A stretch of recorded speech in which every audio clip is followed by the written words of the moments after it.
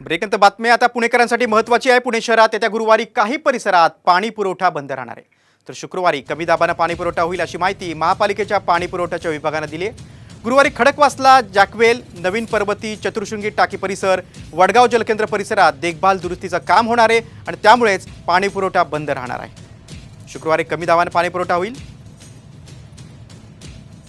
गुरुवारी काही भागात कमी दाबाने पाणी पुरवठा होणार आहे। महानगरपालिकेच्या पाणी पुरवठा विभागाने ही माहिती दिलेली आहे।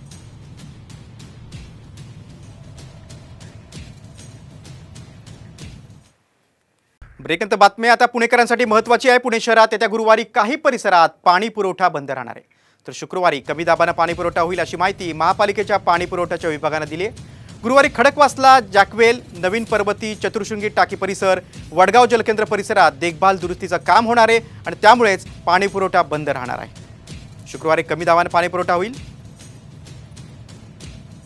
गुरुवारी काही भागात कमी दाबाने पाणी पुरवठा होणार आहे। महानगरपालिकेच्या पाणी पुरवठा विभागाने ही माहिती दिलेली आहे।